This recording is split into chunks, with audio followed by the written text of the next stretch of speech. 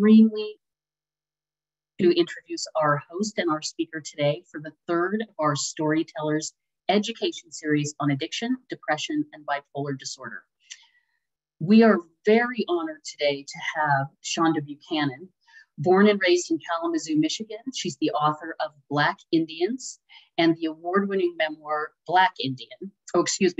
Who's Afraid of Black Indians? And her memoir, Black Indian. She's the daughter of mixed bloods and writes about the rich inheritance of her people's struggle to maintain their self-identity in the face of institutional racism, as well as the legacy of abuse and addiction. Our host for these events is Angie Coiro, longtime and well-known Bay Area radio personality, host, and event producer for Kepler's Literary Foundation and freelance interviewer. Welcome, Angie and Shonda. It is so lovely to be here with you, Shonda. Thank you for joining us. Thank you so much for having me. I am incredibly grateful and honored. Thank you.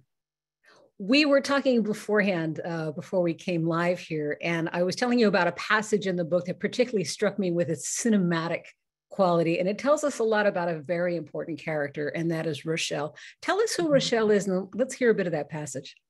Okay, Rochelle is my sister, my saving grace, the person who raised me, and this is the book that I write about her in, and as well as my family. And I'll just read a passage from the book that introduces her. Racing down Oakland Drive at breakneck speed to take my recalcitrant nephew his work clothes. My sister Rochelle glances at me nervously. She wipes perspiration from her face. She wants a cigarette, but knows I'll pitch a fit if she smoked one. Grandma Dorothy's cancer killed her. Rochelle wants, I can tell, to feed her anxiety and anger the way she used to years ago, a hot silver spoon pooling with perfect crystal, with mind-numbing liquid. But she is clean now, today, this week. Is that too much air? She flicks the switch off for the 5th time. Still, I can tell she needs something. She wants to say something, do something. We are 55 in a 30, going 55 in a 35-mile zone, flying down Oakland Drive, a one-lane hill like witches on our brooms. And because this is my life in Kalamazoo, I turn off my worry button because this is normal here. Turning off the worry button is what you do if you don't know whether or not you're going to die soon. But she loves me, respects my locked vegetarian spiritualist life, defends me if someone, always mama, cusses and pulls at my locks saying, you ruined your good Indian hair. Or when my Aunt Irma says, when you gonna cut that? I followed my big sister like a hatchling, and Rochelle raised me like a protected barn owl in a den of hungry wolves. When my mother worked graveyard shifts at nursing homes or had debilitating migraines, Rochelle poured my bowl of Captain Crunch and helped me button my coat in the winter and sent me off to school. She, not my heavy-handed mother, combed my hair all throughout elementary and middle school, pressing the straw and dirt out.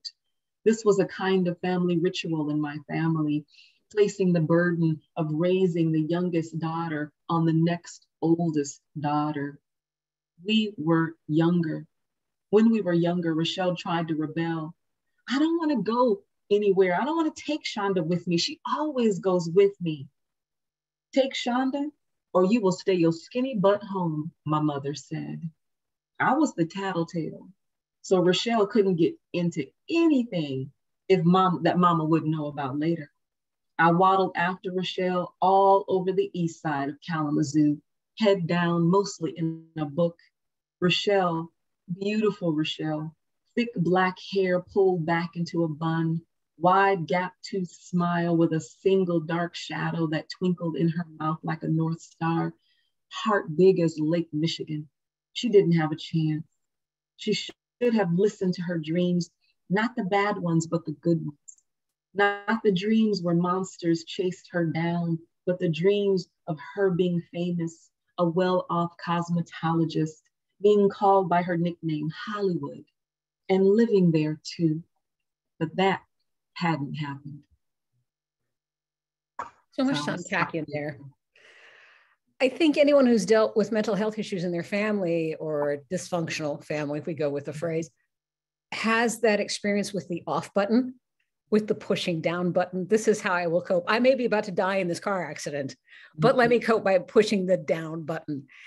Is that something you've unlearned? No. In fact, it's interesting. I still have the fight or flight button in me because it's ingrained from childhood. I mean, I was surrounded by moments of just kind of walking into a room and testing the air, to see if, is someone angry? Is something going to be thrown? Am I going to have to kind of fight or negotiate my way out of something? Because there were so many people in my family. I grew up in a family of seven wonderful Wolverines, or I call us a tribe of elephants. We were loud and beautiful and funny and caustic.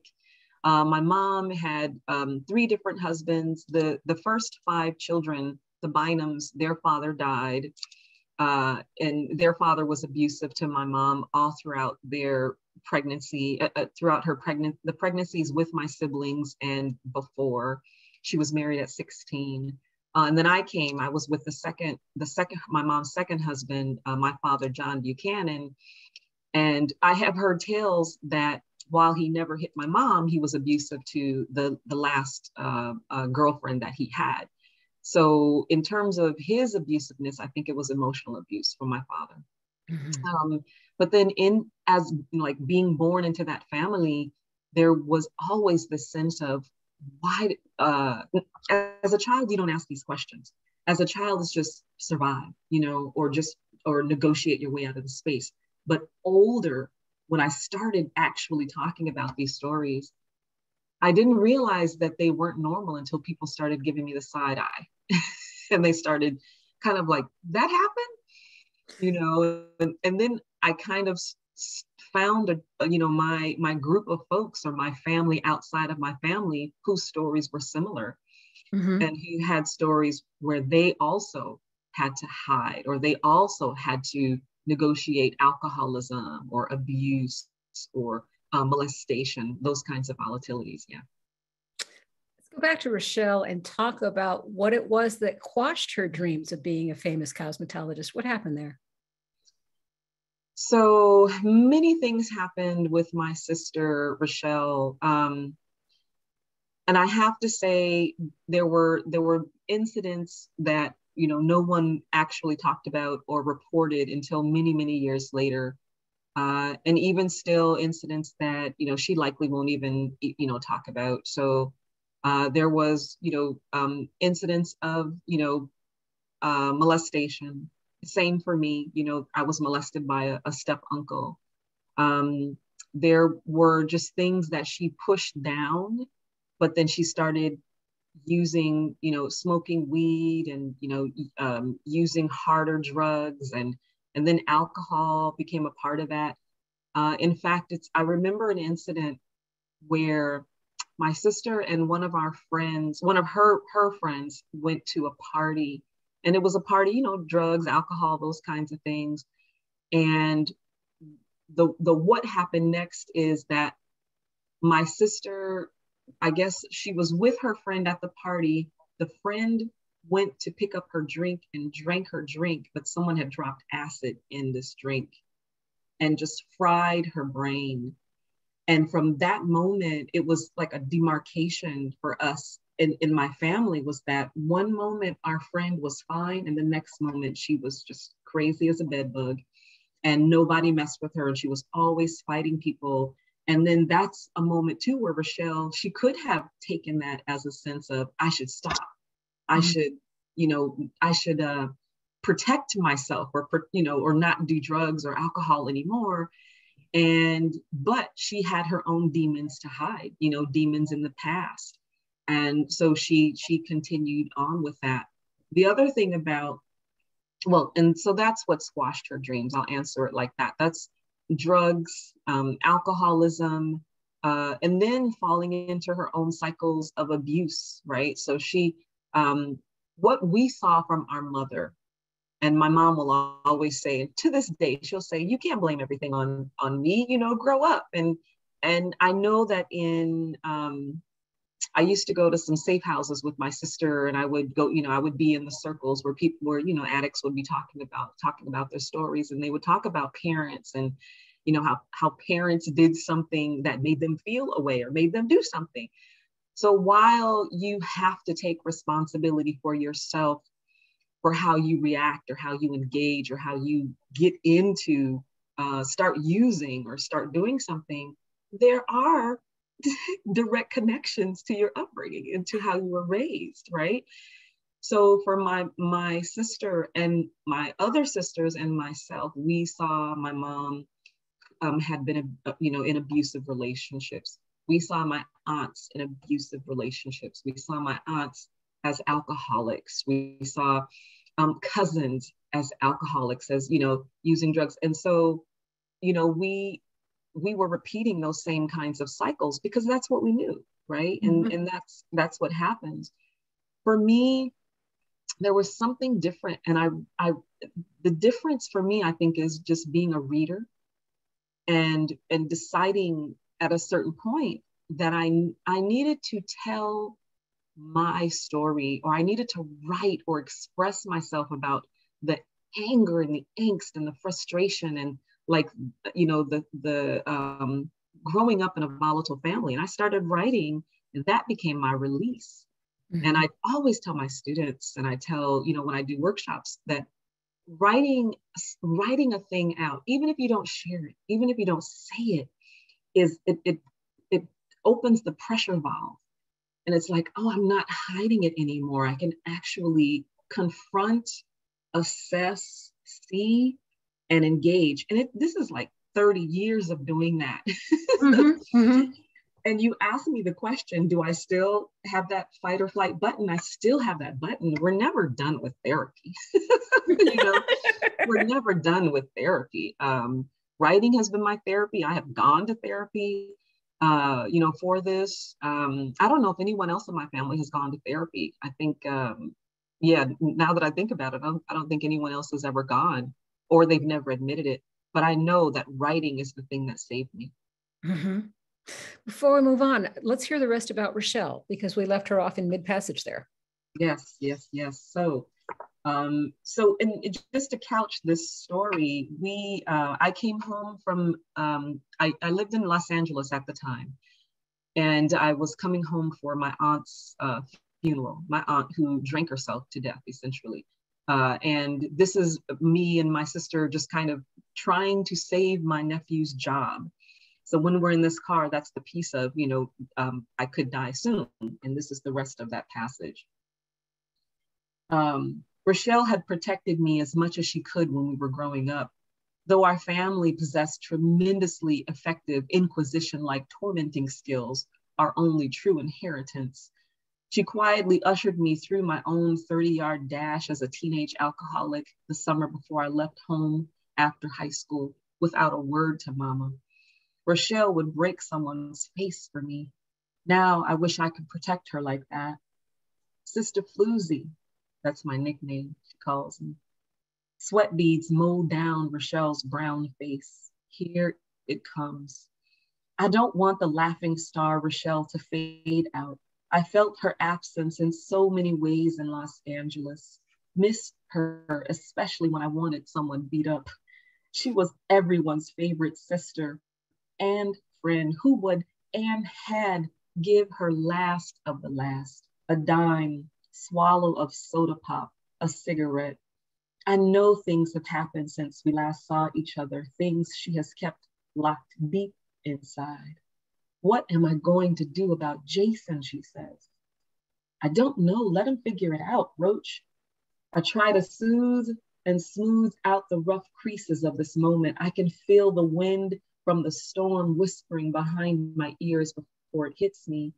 Shonda, she rumbles like a volcano, churning and full of its own cayenne red blood.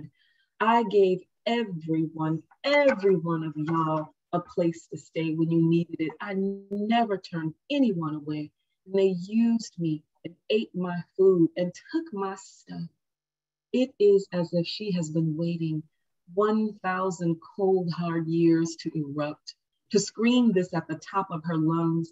Her words shell out, the syllables dissolving into incinerating lava. Several layers of the earth's melting skin froth out of her mouth, a harvest of an almost incoherent rage at everyone for turning her son, my nephew, away, talking about him behind his back, never giving him what he needed. Something she has done for all of her sister's children, even me and my daughter. All of our nieces and nephews who have run away have ended up at her house, even my brother Popeye, the youngest one.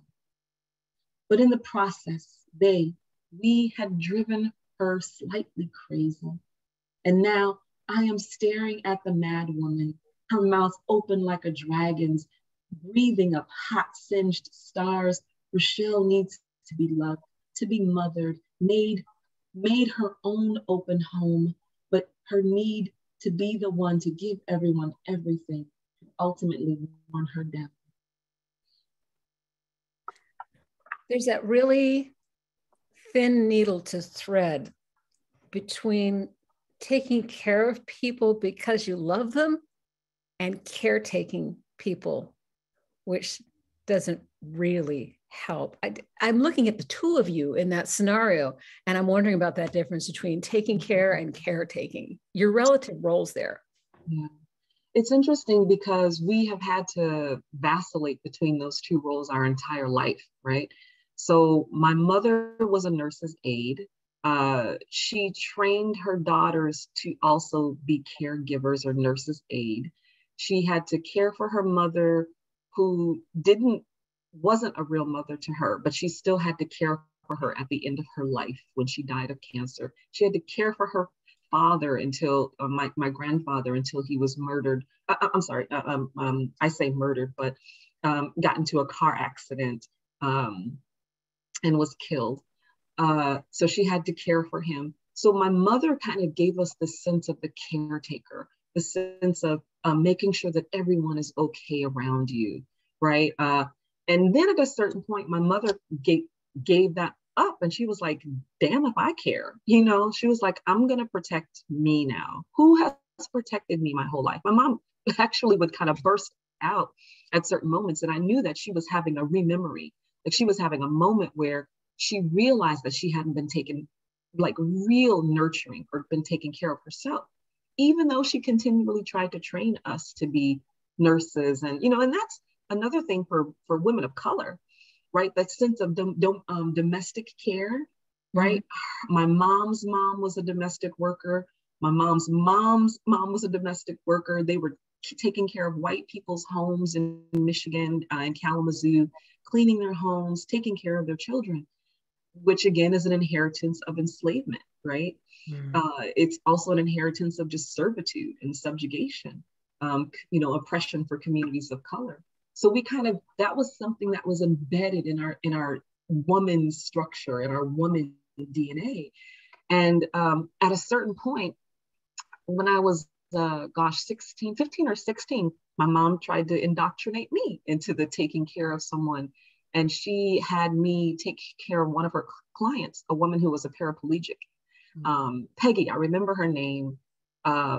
Really like funny, sweet woman. She can only move her body through the machine, like because only her hand worked.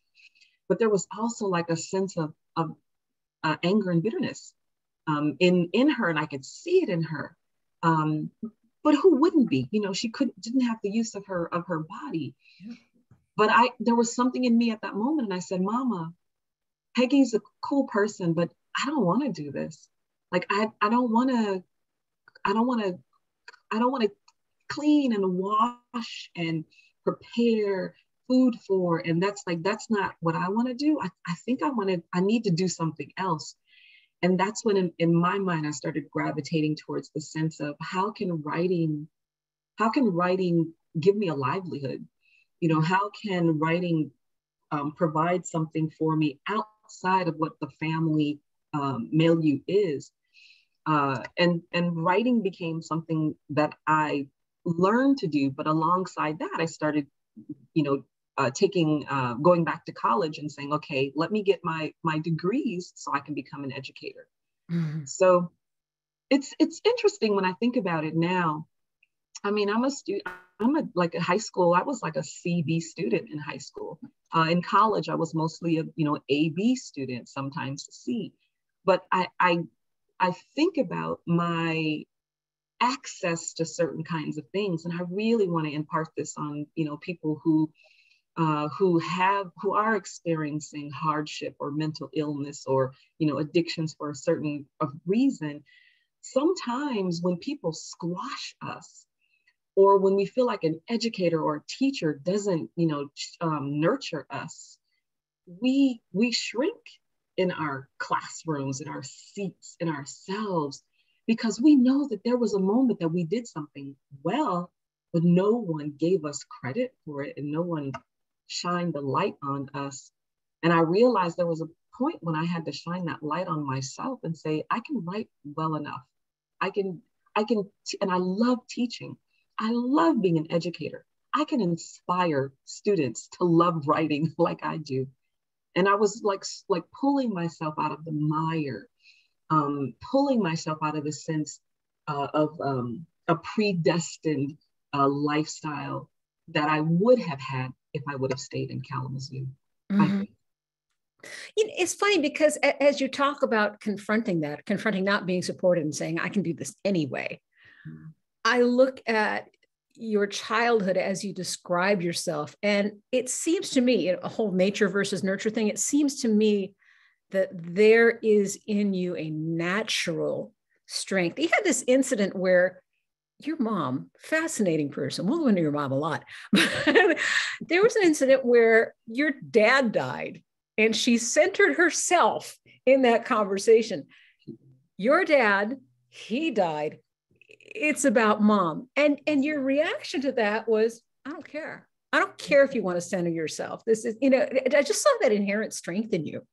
Yeah, because you have to kind of have that, and there are moments where you go back and you're like, I can't believe she did that, in your head. And it's like, if she needed to do that, then she gets to do that. And that's one of my coping mechanisms. That's something that I've developed as a coping mechanism. I will literally be in a maelstrom of my family in a living room. And I'm like, good for you. If you need to do that, and if you need to say that, all right then. And then I go, and I get in my car and I like go to Walmart, something like that, or go do something that fulfills me or that makes me feel differently or better. Mm-hmm. But yes, I in that moment when my dad died and my mom, there's another thing that connects the story is the fact that the women in my family are dreamers. And so we have dreamt when people, before someone has died, and if someone, before someone has died, we've dreamt about it. And if we're a little reticent, to tell someone, we'll call someone else to ask someone else to call the other person to say, can you ask them if such and such is alive? And so it's so bizarre and so weird. So, but that's how we're connected like that. I think that's the African American Indian, part of our heritage. You can call us the in cinema, what is it called? The magic element, or the magic something like that. In cinema, there's always a magic Negro. They call it the magic Negro, right, magic right. Indian. But so I do think that my mom, that was a part of her need to tell us about the dream, particularly that my father died, but when anyone has died, because it gives her a sense of power, I think. And it also gives her a sense of orienting the death for herself. To say, well, your dad came back to me and he said he's okay. Or my dad came back to me and he said he's okay. And your nephew came back to me. So basically it's like she's our medium. She's the person who gets to share a certain kind of information. And she's never said she's lied to me. And I have known other people who said the same thing, to me, that I've dreamt that such and such was going to pass. And but I don't know what to do with this information. So, sometimes I'm like, well, did you read my book? Because there's some interesting things in my book. And other times I'm quiet because some people won't accept that. It's some people won't accept that piece of it. But I do think for people who don't know how to do with it, the other aspect of my book is I talk about the intersectionality of African Americans and American Indians. I think my family and many other families were mixed race families or African American families were enacting the inheritance of the Trail of Tears, which the Trail of Tears is when the 5 civilized tribes were kind of ripped from the Southeast. They were taken from North Carolina, South Carolina, Virginia area, and pushed along the country until they got into Oklahoma and Alabama areas, and a little of Colorado too. But they were deposited there. 5 civilized tribes, the Cherokee, Chickasaw, Creek, Choctaw, and Seminole, and then whoever else they could find on the way. And they were just deposited there. So that's rupture, right? That's a sense of rupture. So that's one piece of it. And then there's also the sense of enslavement and chattel slavery. And being sexually exploited by a slave master, or even having the child of a slave master who enslaves your child, and even though it's a mulatto child, a mixed race child. So the past and those experiences don't disappear. I believe that my family was enacting that sense of the things that we had lost and the things that we had forgotten and the things we no longer were allowed to talk about. We would ask questions, and my mom sometimes would blatantly say, "You ask a lot of questions," because she didn't want to talk about it, but also because her father had said the same thing. "You sure do ask a lot of questions, girl. Nobody's going to answer that. No, you don't need to know that.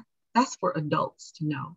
Mm. And then if his father said the same thing, it's like, well, wait, where do we come from? Yeah. Who are we? And then you just act out a life as if you began there. And then there's a lot of rupture. There's a lot of displacement memories that we function from and that we have. And I really believe my family functioned from that. There's a story that I came across. I had no idea. It blew me away when I was doing my research for the book Black Indian. And one of my grandfathers essentially died, and this is in the writing said, he died from a shotgun wound. He was shot on his front porch. No mention of who did it, no mention of what happened. It was just like a hole in history. And I'm like, wait, how was he shot on his front porch? And I don't see any names of anyone who was penalized or any follow-up stories in the newspaper of what happened. But we know what could have happened back then, in the 1930s and the 1940s and the 1950s. We have an assumption of what could happen. Right. I do want to talk about identity, of course. Black Indian being the title. You say you feel blessed, not cursed, to share those two parts of your heritage, not always the reception you've gotten from other people. First, can you acquaint us with the phrase mixed bloods or free people of color? Talk about those two phrases. So free people of color got that label around, the mulatto term, actually that's a 1600, 1700 term, but the free people of color term came about when they had to differentiate between the enslaved of color people and then the free people who either had never been enslaved, free of color people who had never been enslaved, or who had bought themselves out of slavery.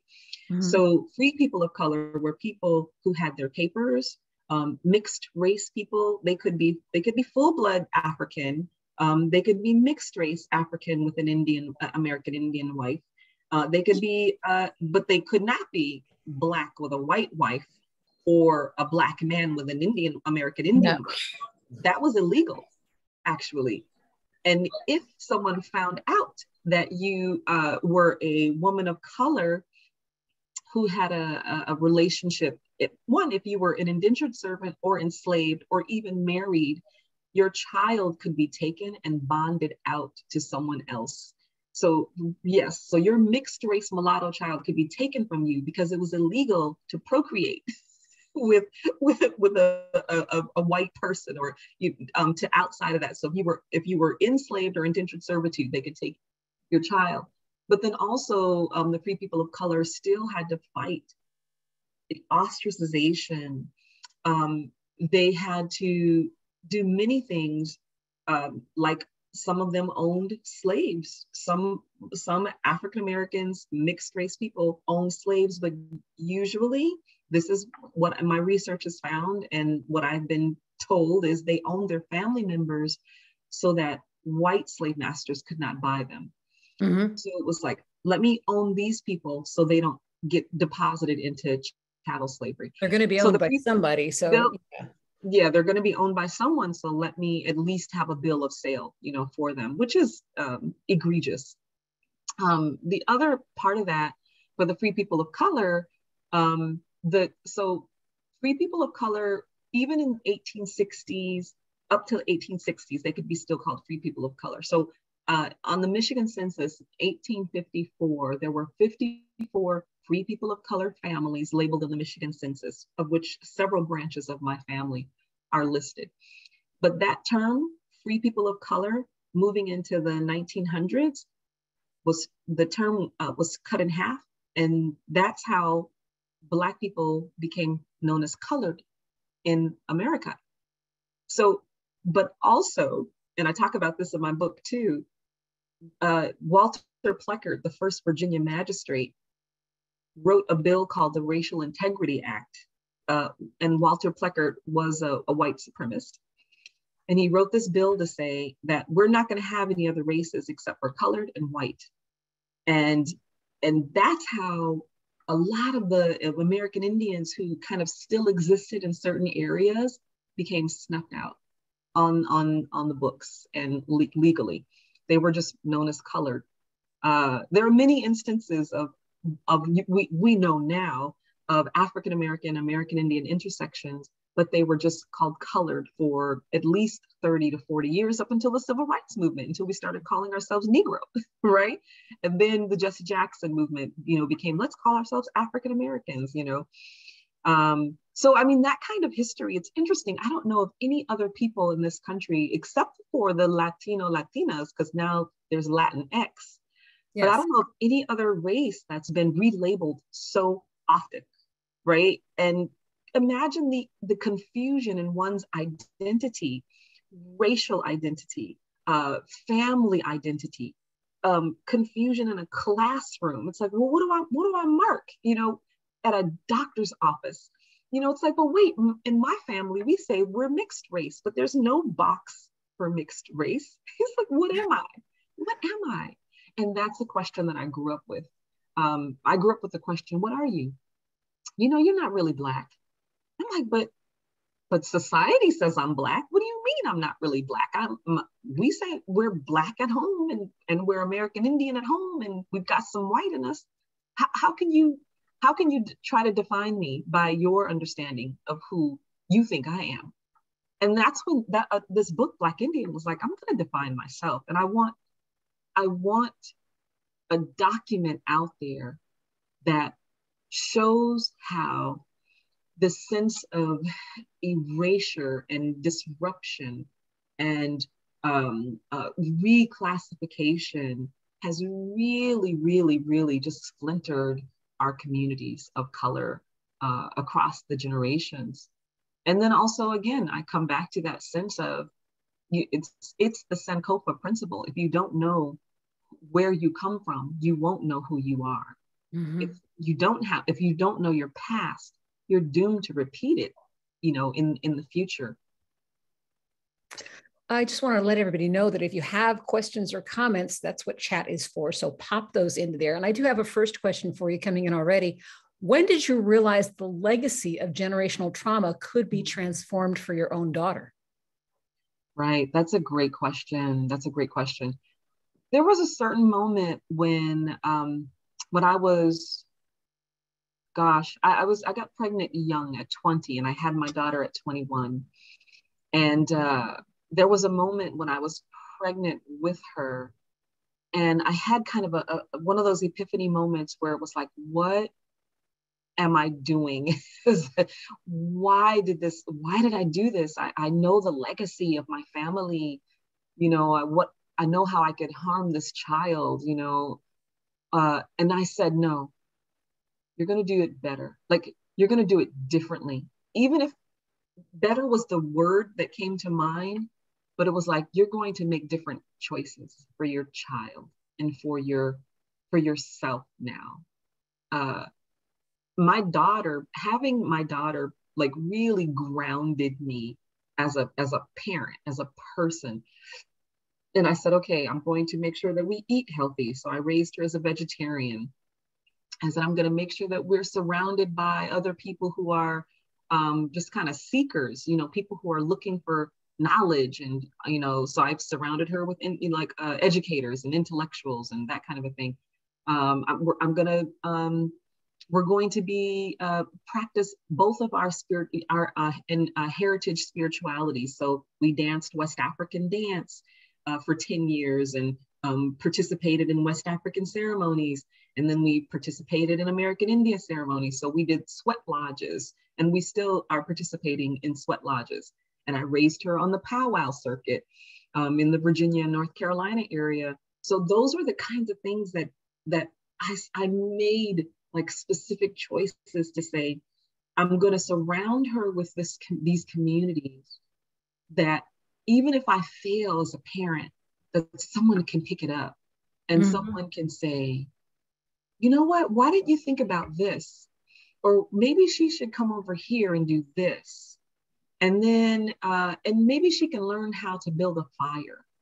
And if you learn how to build a fire, that changes you actually. She was a fire keeper in training for a little while at a sweat lodge. But doing these kinds of ancestral ceremonial practices gave me a better sense of being a mom, of being a mother. Even if I didn't have those kinds of practices, then if I didn't have those kinds of practices, then I would have stayed in these kinds of feelings of, let me take her to an art gallery, or let me take her to a poetry reading, or let me take her over to this painting class. Let me give her as many experiences as possible that I did not have as a child, so that she has options and things that I didn't have as a child. Yeah, so those were like a specific moment where I said, I'm not, even though she is inheriting the generational, like she is a part of the generational trauma, I'm going to try to break the cycle of addiction and abuse here. And I think, like I said, I had one summer where I was a teenage alcoholic just after high school, because I was generally a good kid for the most part, and I just kind of lost it like after high school. I was like, never sober for that summer. And then after that, it was like, that's it. I know my grandfather was an alcoholic. My dad was an alcoholic.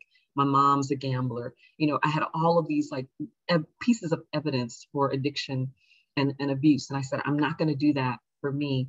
I think the only thing that I was really addicted to was trying to find a man a man to father me.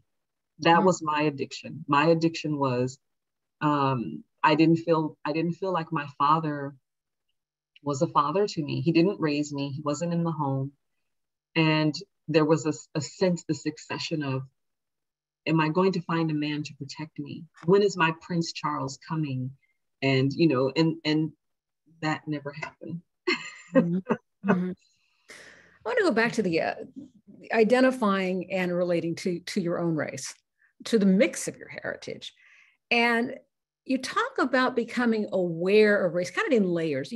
When you're 6 or 7 years old, you're asking your mom, hey, do we have Indian in us? And there's a point where you realize that kids only want to be your friend if your hair is pressed. And unless that's the case, they're not interested. And then at 8 or 9, some of your experiences in the classroom came to you. So you were recognizing this in stages as you went along. I was.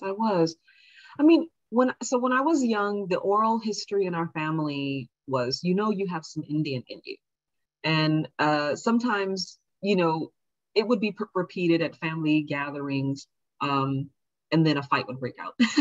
So something like that would happen. But my mom, I would scratch her hair sometimes Saturday morning, Sunday morning. I'd scratch her scalp. And then that's when I was, you know, trying to get the memories out. I'm like, Mama, do we really have some Indian in us? Do you know the tribes? And she would say, you know, she would say, you have some Indian, some French and German, and a little bit of Black. And I'm like, so, as a kid, like a 7, 8, 9-year-old, trying to discern, like, how do I have a little bit of Black when I've got everything that Black people call this the kitchen back here, for those of you who are African-American in the chat, in this session, right? And so it's like, I've got regular, like, African, like, hair and African features, even though there's parts of it that are good, you know, good Indian hair. So why did my mom feel the need to tell us that I had a little bit of Black? You know, that was a research question for me too. And it was like a conundrum question. And when I finally did the research, the actual research, I realized that we did not have any, on my records, no, we didn't have any French. We didn't have any German. I don't know where that came from in my mom's lore. I'm like, you know, where did that come from? We did have, from my ancestry, I traced my family back 13 generations on the American Indian side. So we've got Kahari from Sampson County, North Carolina. Those are my manuals. We've got my Staffords, which the manuals are my mom's father's side.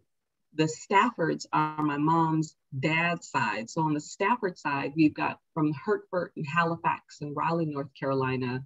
We've got that Meherrin in the Eastern Band Cherokee. In fact, several of my ancestors on the Stafford side are listed on what they call the African Cherokee rolls.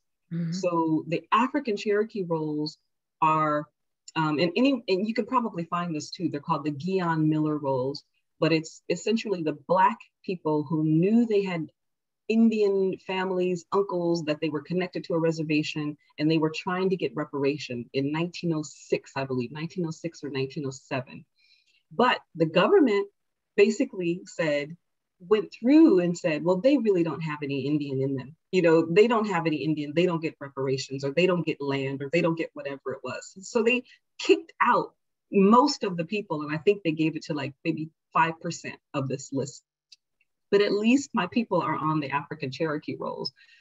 So, but my mom didn't know this. Mm-hmm. And then we also have one of my great aunts, Aunt Catherine, who I write about in my book as well. I bless her heart, rest in peace and power. But she was never like a fantastically caring, nurturing aunt. You know, she was very light-skinned. She could pass for white. She was one of the first secretaries in Kalamazoo who they allowed to go into a white office to work. But she very much kept herself away from the darker skin, you know, family. And she actually, there were moments when I knew she wouldn't comb my hair because it was too Black. She would make us stay on her porch and wouldn't let us into her house because she didn't want to get like her stuff messed up. So we have to drink water on her porch. Basically, just intra-racism. You know, she was racist against the darker skinned family members, which is another moment of conundrum. So in terms of the European part of the family, I always say, well, no one who was European or French or German showed up to the family reunion. So where are you?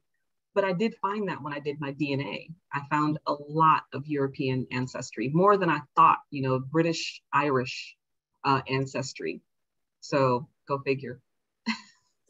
You were raised in Michigan. I was raised in Indiana. And I know that wow. as we were coming up, we were surrounded by Native American names, you know, Potawatomi, Mishawaka, all of those names out there. And I wonder, did you feel early on any kind of relation, you know, this is my heritage?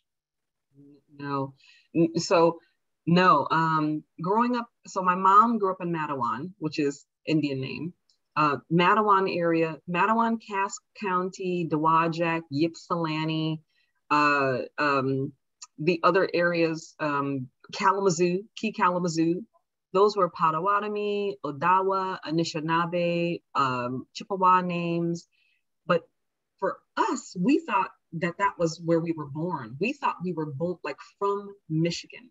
No one had traced the ancestry back to the North Carolina, Kentucky, Indiana area. That's where we thought we were from.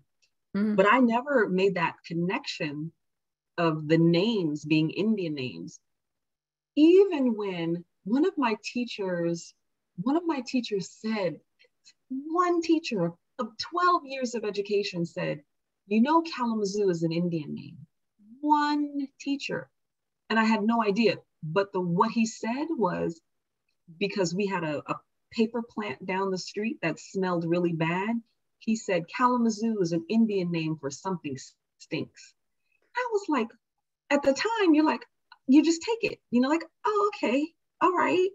But then when you grow up, it's like, how could you, as an educator, miseducate us and not give us the real history? Yeah, I think that's a part of society. The victors control the narrative, mm-hmm.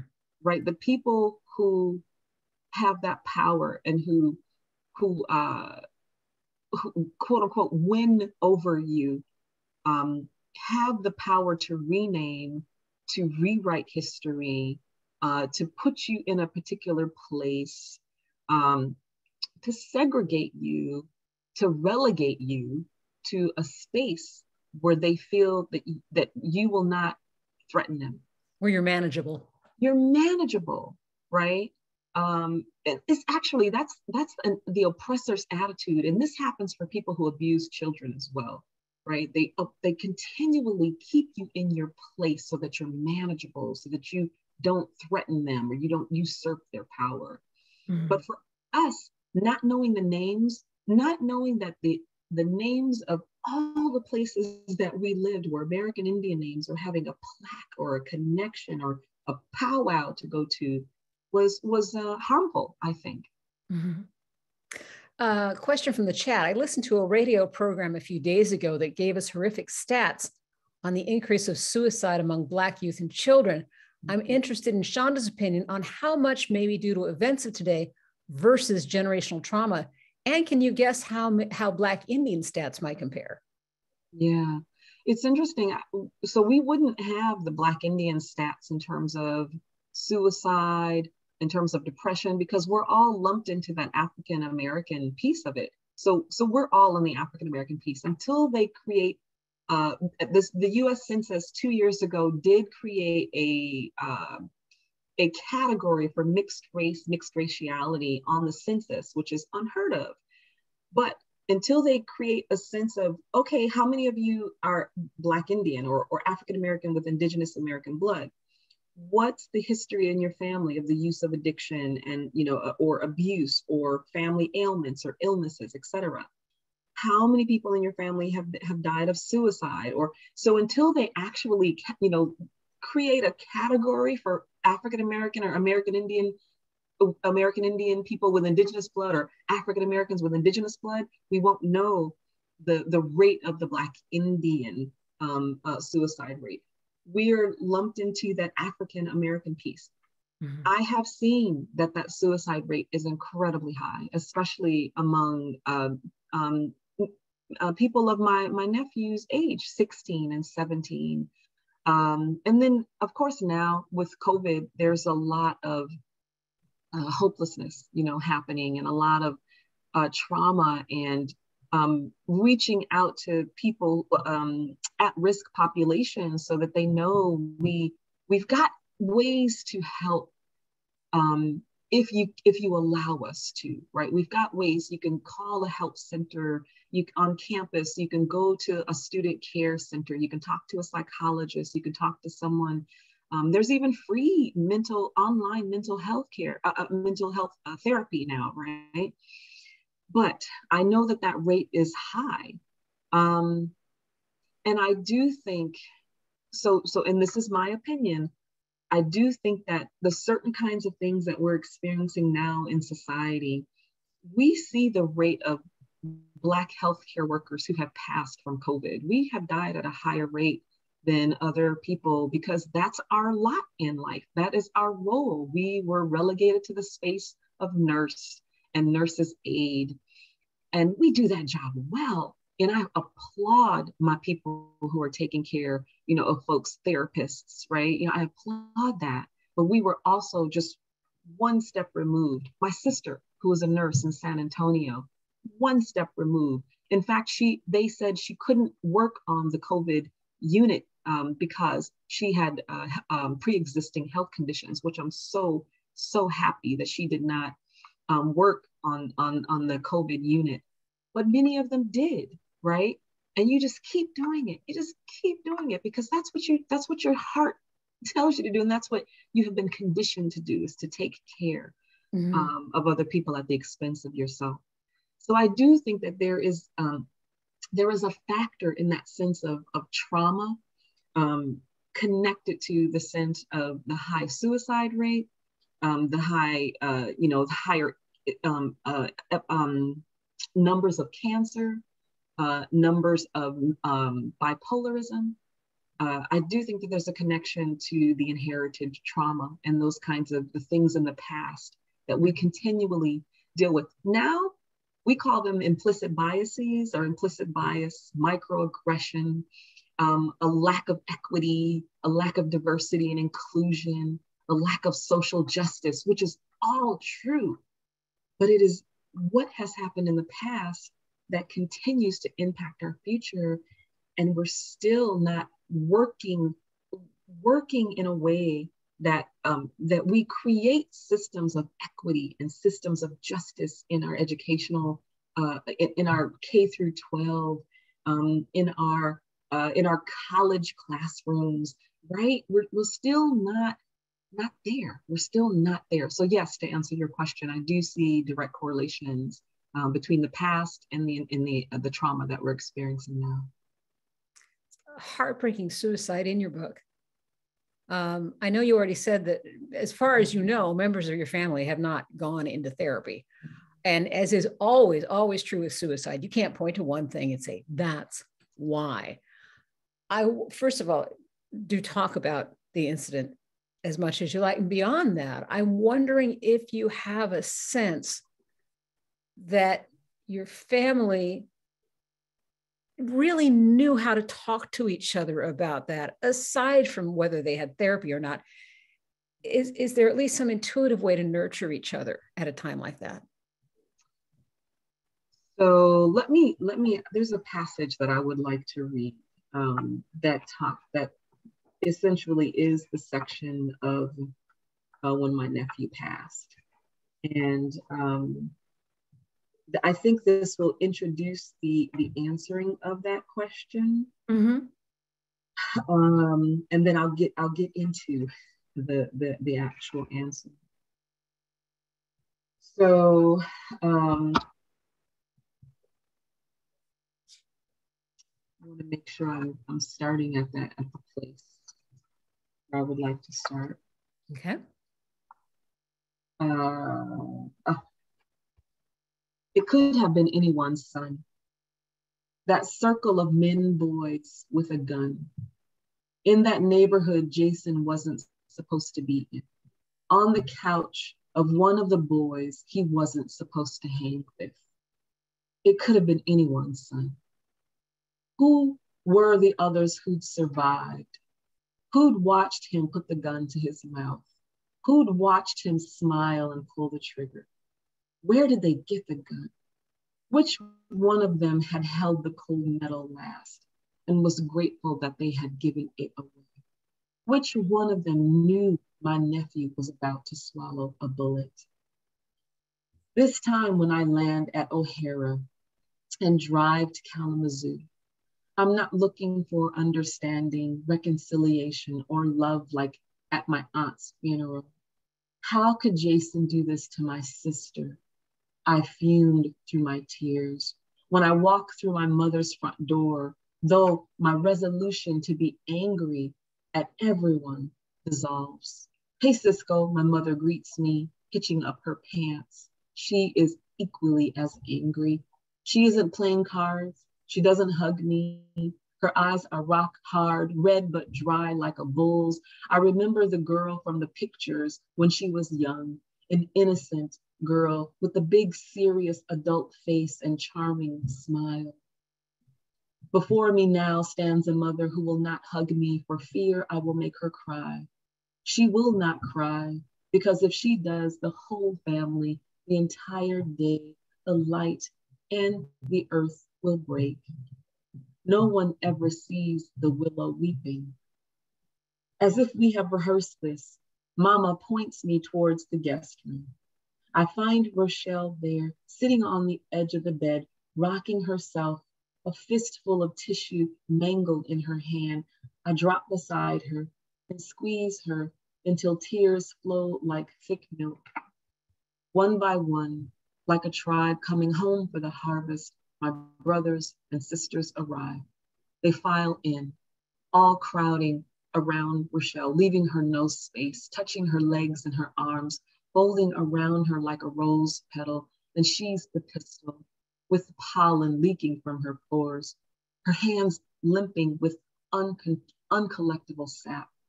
We, the petals, hope to catch something to save her. I don't believe it.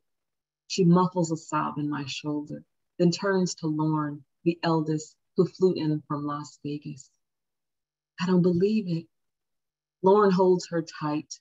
At intervals, she looks full from our love and attention, puffed up, and then the memory of her son's death returns, and she is as hollow as any chicken bone, her marrow dry. I think all y'all's fat butts are gonna break mama's bed, Lauren says, and then she gonna be all y'all, but not me. Self-consciously, we rumble, laughter low in our throats. Lauren's presence, his stinging mirth, Farmer Brown's strong, pushes back the sorrow for a time so we can loosen up. It's good that he is here. Like peacock feathers, we spread out to give Rochelle room to breathe. We circle her in the room, coming in and out, studying the floor patterns and measuring our steps around each room in my mother's house. We wait. So I think that section kind of speaks to your question about how do you deal with suicide, or how do you deal with the loss of someone by their own hands. The incident that happened was my nephew was playing Russian roulette with a group of boys. So that's the actual incident where he shot himself. The backstory is that he was hearing voices, and essentially my sister wasn't telling people. It's not her fault. I'm not saying it's her fault because she wasn't telling people, but we didn't know that he needed help. We didn't know that hearing voices was a symptom of bipolarism.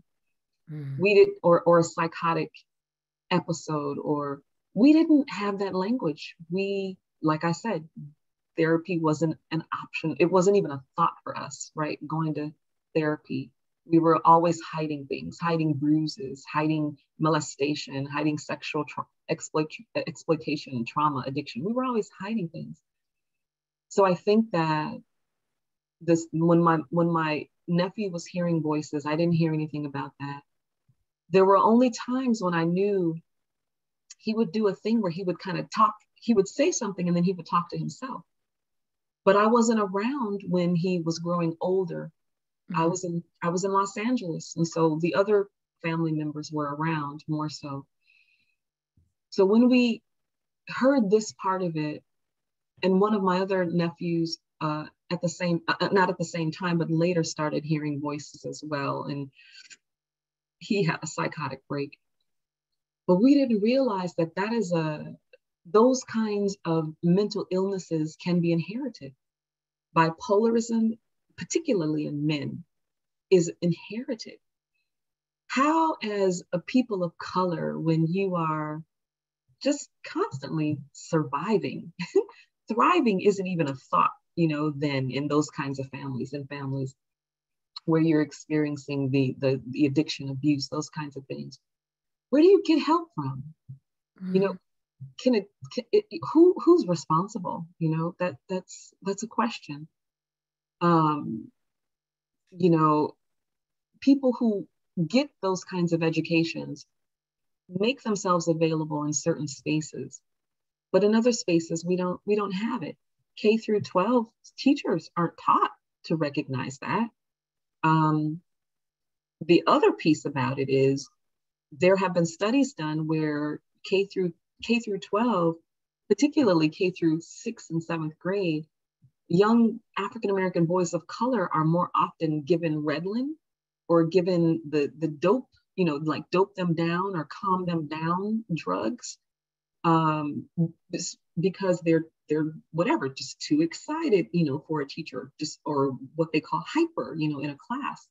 Whereas it could be intelligence, or it could be mental, the beginning of something that we need to pay attention to. Mm-hmm. How do you fix that? How do you address it? Who is this? The Department of Education, the federal Department of Education, right? How can we save our boys, right?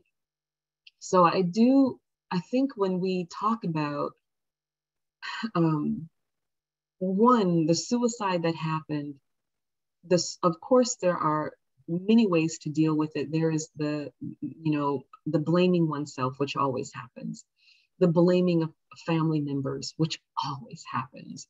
That residual anger in families, that always happens. We're still dealing with, this feeling of being blamed for not having helped him or giving my nephew something that he needed. I feel guilty still, all these years later, many, many years later. And then there is the humor. There is the sense of my brother Lauren, who said, all y'all, gonna break the bed, all your fat butts are gonna break the bed, and we need laughter. We need that to just like to give a release to that heavy sorrow and that heavy feeling. In fact, we're trained comedians like that. My family very much so, trained comedians to have a laugh in the volatility. You're laughing at the coming storm. One of my family's practices when I was growing up is to watch thunderstorms on the porch. So we would stay on the porch and we would just watch the lightning and the clouds, and which, in Michigan, it could become a storm. A tornado. But we were does. And it often does, right? You're Indiana, born and bred. But we were trained to watch it. And if you needed to take cover, take cover. That is such an interesting metaphor for my life, being able to watch the storm and being able to survive past that storm, past a suicide, past volatility, past molestation, to the best of your ability, and then making something out of it, which is a book or a poem or a life. It's interesting to think of you on the porch watching the storms, and that in a sense it's an assertion of power. I see what's coming. I will be able to handle this. It's an incredible vision to think of it there. I think it is. Let's talk about your own growth from your family on. First of all, if I can survive Michigan, I can survive anything, cracked me up. How did you end up in California? I will tell you. I'm interested to know if you feel like, did you survive Indiana? And if you good Lord, yes. Indiana, you can survive anything. Yes. Is that a Midwestern thing? Maybe that's a Midwestern thing. I think it is. Yeah. I always say that. I say that people from the Midwest, because we can die in the summer, which happens in Chicago, it happens in Illinois, or we can die in the winter, which happens all the time. That we're real people. We're just like, we don't have time to pussyfoot or to, just tell me the truth. Tell me what's going on. We're real folks. So in terms of my feeling of surviving Michigan, so this book was almost called Burying Kalamazoo, because I wanted I was always going back for funerals. I was always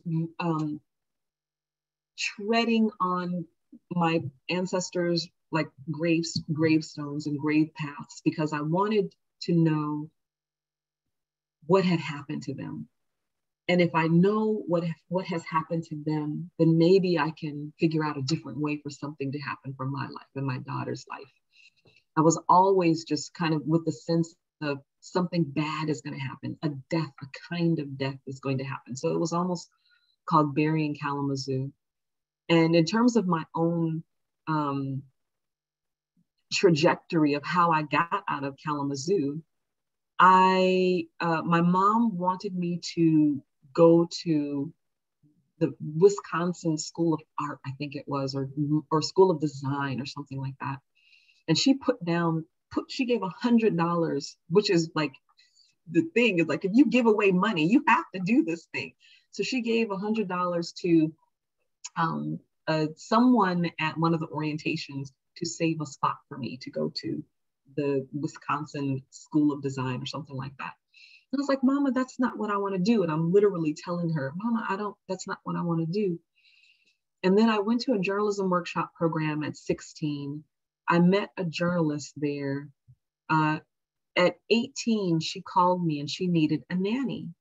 And I had not planned to go to college right after high school. I thought, I'm liberated. I'm going to I didn't even know what a gap year was, but I was like, I'm taking a break. I'm going to travel. And when she asked me to be her nanny, I said, okay, she is a writer for a prominent newspaper. I want to be a writer. I can learn from her. Go ahead, and I've taken care of my nieces and nephews. Why don't you go ahead and do the nanny position, try the nanny position. So she was in Indiana as well, but her job moved her from Indiana.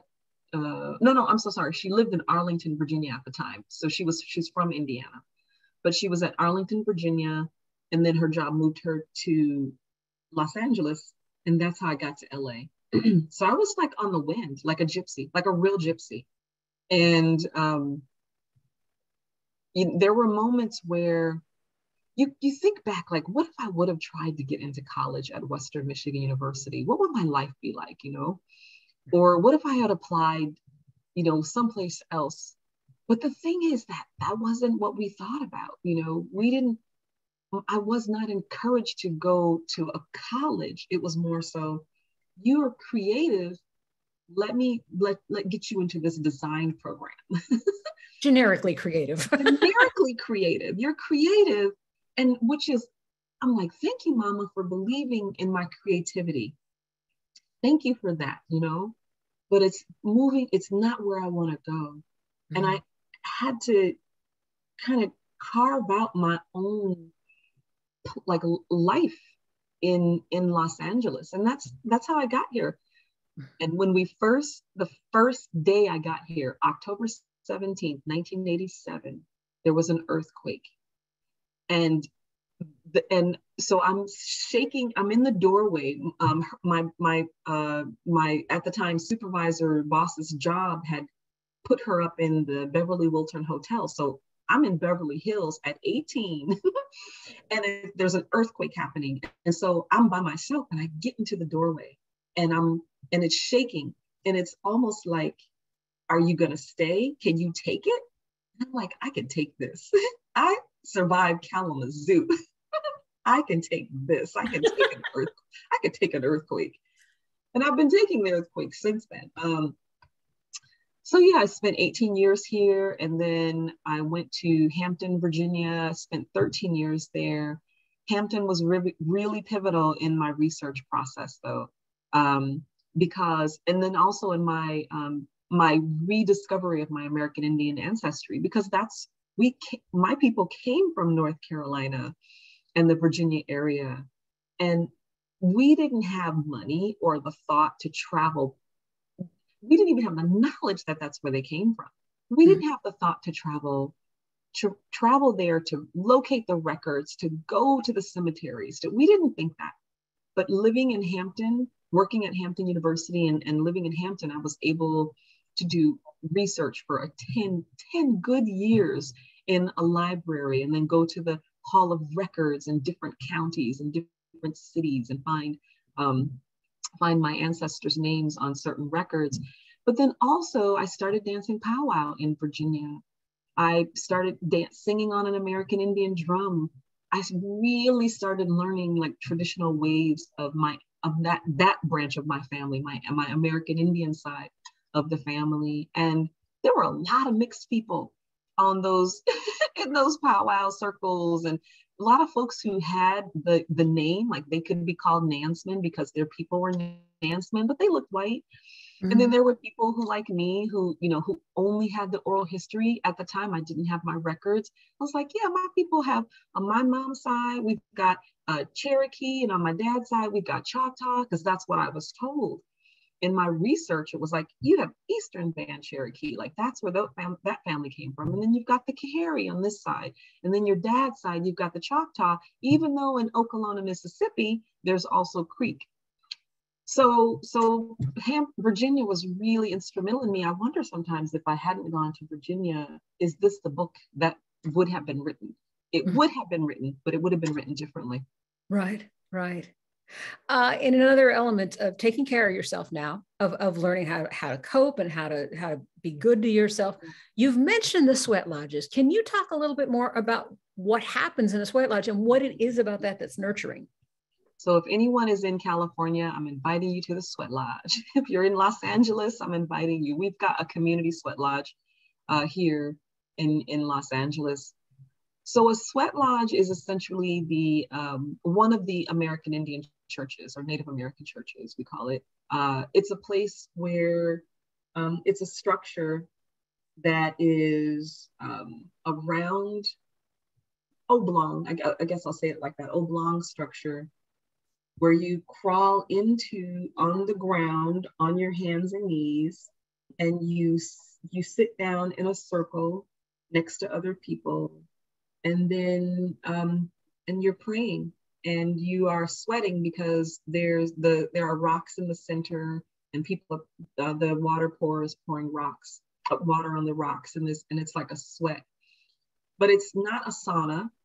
You can say it's like the feeling of a sauna, but we're really there praying for recovery.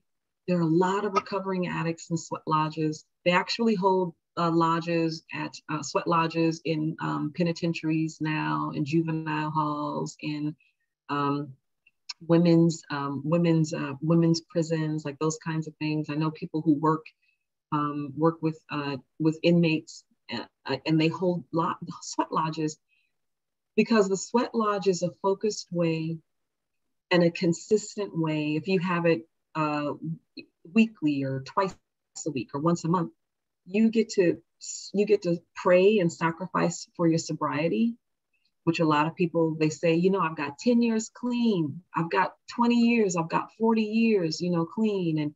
And so they're still praying for their sobriety. For people like me, you get to pray for your people, like your ancestors. You get to, for my family, lots of tears, lots of crying, and many things in terms of that space to do the work and the sacrifice of releasing old family trauma. Mm-hmm. And that's one of the things that has saved me as well. Writing has saved me, but doing those kinds of ceremonies, knowing that our language is, you're sacrificing for the people. You're sacrificing for yourself, but you're sacrificing for everyone. And it feels like there's a strength to it. There's a certainty that even if I can't stop someone from using in my family, or even if I can't go back and make something that happened to my mom, her like molestation, I can't go back to the past and stop it, then I can pray for her right now in this moment to live with it. I can sweat for her in the sweat lodge. I can do other kinds of ceremony so that she is a little easier in her mind from that thing having happened, the terrible stories, as Lucille Clifton calls them, the terrible stories having happened, and it feels like my father was a reverend, I used to watch him reading his Bible and underlining passages that he was going to use in a sermon, a physical act, right? And a sweat lodge, doing that kind of praying for me. And you could do this anywhere. You can do it in your church. You can do it in your room. You can do it in a meditation, a physical act of giving up, of submitting to things that you cannot change, but actively sending that good energy, those prayers for the things that you hope to ease right now, right? For your family, for your sister. So I've done a lot of that kind of work, a lot of that kind of ceremonial work. So that's what happens in a sweat lodge. Before I say goodbye to you, I just want to let you know of the people that you've touched today. And we've heard from a number of them. Nancy understands and resonates with the guilt of not helping family members. And we've also heard from Renee. I resonate with Shonda today. I'm Blackfeet, Cherokee, Seminole. I'm from Oklahoma. I asked questions of grandmother and she shared a lot with me. Yes. And that's just a couple of the folks who've been relating to what you had to say today. So one last question for you. And where does one participate in a sweat lodge in LA? So you actually have to know someone, because that's how it happens. You can't show up like to a parking lot or to a store. I'm here for the sweat lodge. yes. So, and I have been really blessed to be able to do lodges all across the country. So California, actually across the country, literally California, South Dakota, Wyoming, Montana, Virginia. So I've been really blessed to have those like family, who invite me. But you can email me, shondabuchanan@gmail.com. And then also my book is available on Amazon. And I think I have I don't have my email in this book. I have my email in my other book of poetry, Who's Afraid of Black Indians. This is the other one, but I have my email in this one. shondabuchanan@gmail. And then we would talk, and I would like check you out and just say, hey, okay, yeah, you need a sweat lodge. Let's bring you over here. But that's how it happens anywhere that you are in this country. And then you go to a powwow, and then you can don't be so people ask me this question too. How can I start to participate in American Indian ceremonies? This is the same for African American ceremonies as well. You start talking to the people who are the vendors. You start talking to, folks who are in the regalia, in their American Indian regalia. And you just start saying, hey, I think I have some American Indian in me. If you do, be honest about that. You can just kind of strike up a conversation. And then it's like, well, I really would like to learn more about these ways. Do you have any suggestions?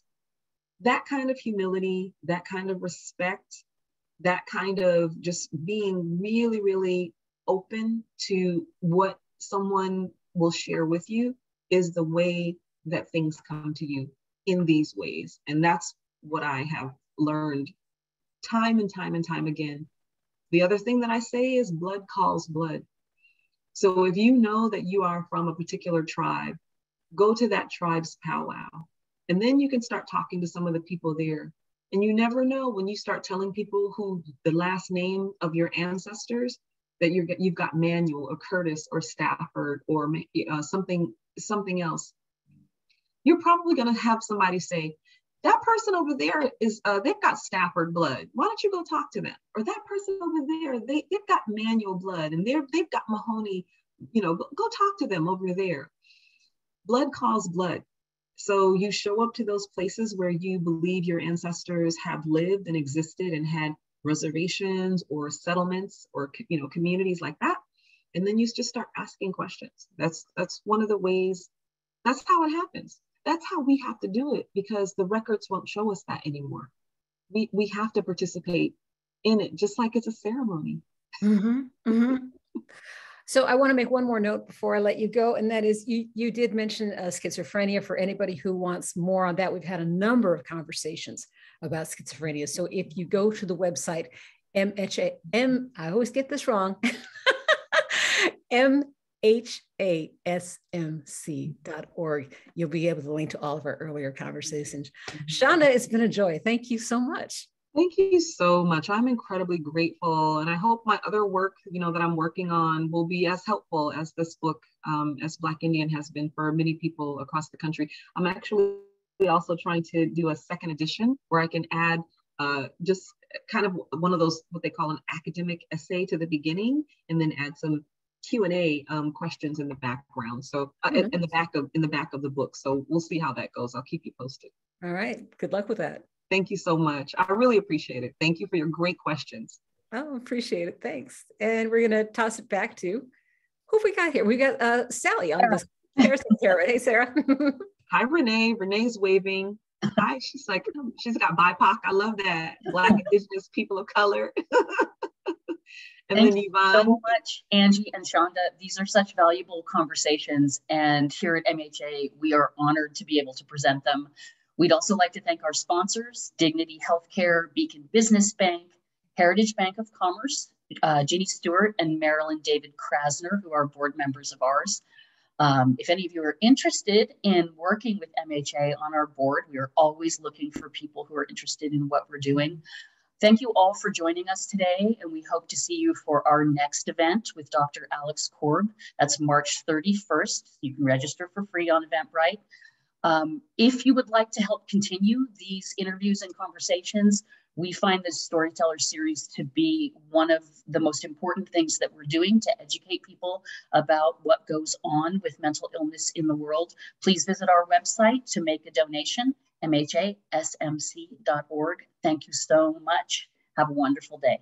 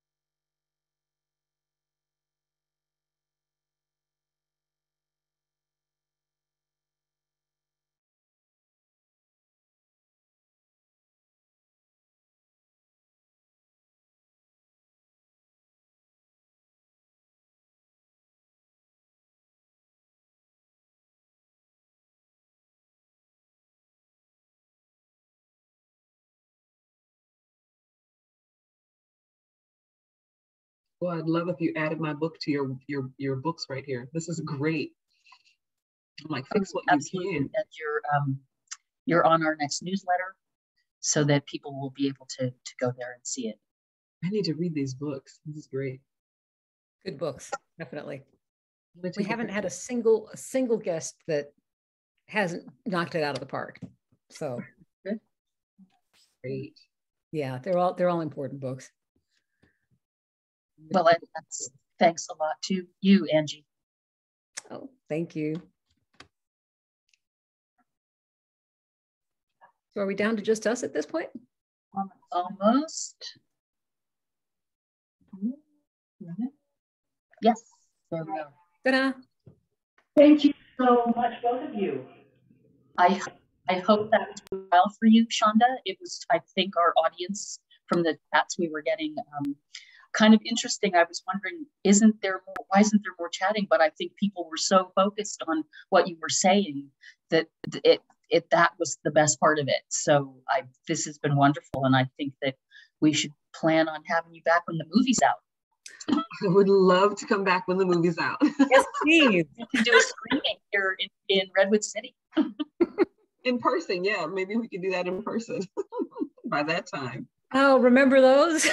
Yeah. Oh.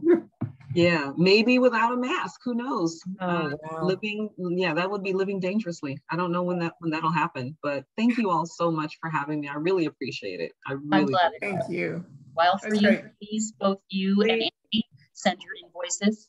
We are a nonprofit, so our auditors require invoices, and we will get payments out right away. And We will have it up on the website within about a week, usually. Take a look at it, edit it a little bit, and then, of course, will be there for you to use if you want to use it for your own promotion, anything like that. If you want to use clips of it, that's perfectly fine.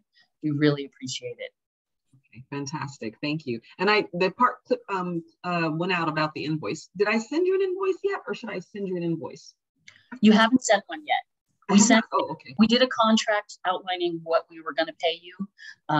But yeah, we have to have a nice paper trail for things to work. So makes sense. I will definitely send you an invoice. And thank you all. And Angie, I really wanted to know more about Indiana, your upbringing too. So maybe let's communicate via email as well. I would love to do that. I always say Indiana is a great place to be from. Same with Michigan, Kalamazoo. I'm like, it's a great place to be born and a great place to die. So, yeah. Okay, thank you so much. Thank you, Louise, for joining us again. And we'll see you, Angie, again in a month. You got it. All right, take care, everybody. Take care, everyone. Have a great day. Bye.